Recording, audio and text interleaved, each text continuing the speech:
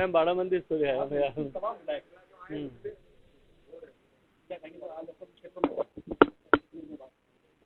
चलिए, देर आए दुरुस्त आए।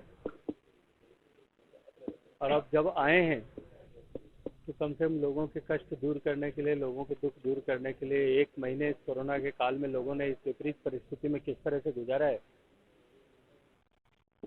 उसके लिए लोगों के साथ बैठ करके उनकी तकलीफें कम करने के लिए प्रयास करें। जो वादे राज्य की सरकार ने और सरकार के विधायकों ने अपने चुनाव के समय जनता से किए थे, वो कर्ज माफी से लेकर के युवाओं को बेरोजगारी भत्ता देने से लेकर के या बिजली के बिल न बढ़ाने के को लेकर के, इसके अतिरिक्त भी जितने वादे किए हैं, एक बार वो अंतरावलोकन करें, अपनी आत्मा के साथ में स्वयं प्रश्न करें और फिर उनमें से कितने काम बाकी रह गए उन सब कामों के लिए, और इसके अतिरिक्त भी जो डेवलपमेंट एजेंडा पे सरकार कहाँ कहाँ जो है पीछे रह गई है, उन सब पे विचार करते हुए अपने लोगों की सुख सुविधा के लिए काम करें। मुझे लगता है कि यह समय की आवश्यकता और मांग है।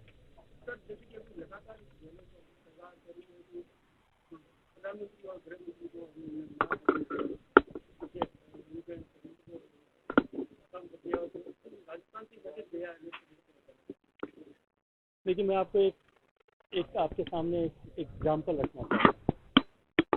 आप ही के मोहल्ले में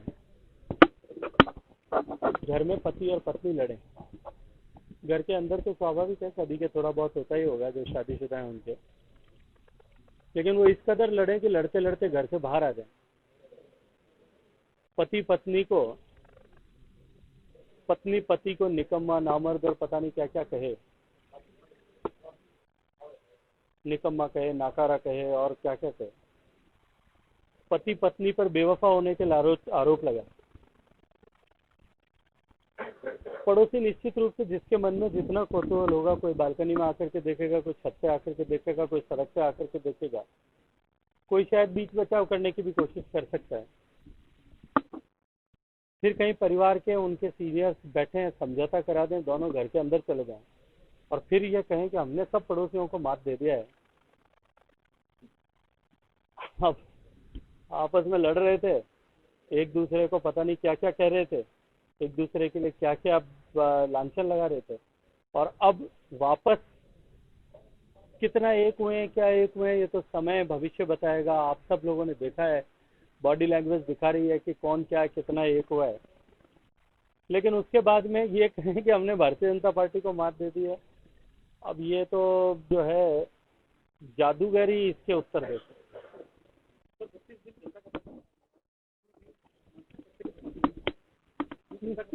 देखिए, मैं पैसे से भी ज्यादा समय की बर्बादी हुई है, राजस्थान की प्रतिष्ठा की बर्बादी हुई है, राजस्थान के लोगों की अपेक्षाओं की बर्बादी हुई है, राजस्थान के लोगों ने उपेक्षा का दर्द सहा, राजस्थान के लोगों ने कोरोना के काल में कष्ट सहा।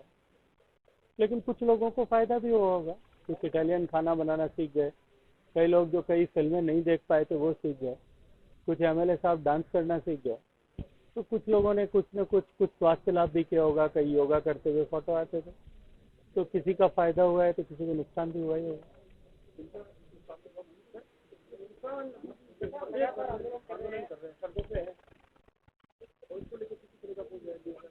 मैंने आपके पहले प्रश्न के उत्तर में भी ये कहा था कि सरकार में आने के लिए जितने वादे किए, तत्कालीन राष्ट्रीय अध्यक्ष से लेकर के राजस्थान के प्रदेश के नेतृत्व ने, जितने विधायक का चुनाव लोग लड़े, उन सब ने अपनी अपनी तरफ से जितने वादे किए थे, एक बार मैं चाहूंगा कि आप अपने टीवी चैनल्स को और सोशल मीडिया में उन सब के लोगों को के भाषणों को खंगाल लें, और ये प्रश्न मुझे पूछने के बजाय उन सब से पूछना चाहिए था कि आपने 1 से 10 तक की गिनती सिखाई थी। आपने कहा था किसान की संपूर्ण कर्ज माफी कर देंगे। अगर सरकार में साहस है तो पिछली भारतीय जनता पार्टी सरकार ने जितनी कर्ज माफी कर दी थी, उसके बाद में कितने किसानों के कितने रुपए कर्ज माफी किया है, वो एक बार मीडिया के सामने सार्वजनिक करें, राजस्थान की जनता के सामने सार्वजनिक करें। किसान के साथ में धोखा किया गया था कि हम बिजली का बिल नहीं बढ़ाएंगे, अनुदान की राशि समाप्त हो गई है।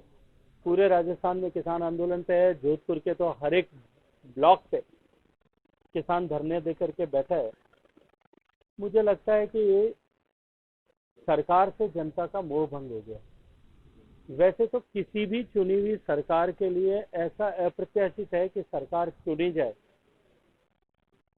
देश में, दुनिया में शादी होती है, शादी के बाद में जो है डाइवर्स होना आजकल कोई बहुत बड़ी बात नहीं रह गई। पति का पत्नी के साथ में मोह भंग हो जाए या पत्नी का पति के साथ में हो जाए, ये बहुत बड़ी बात नहीं है।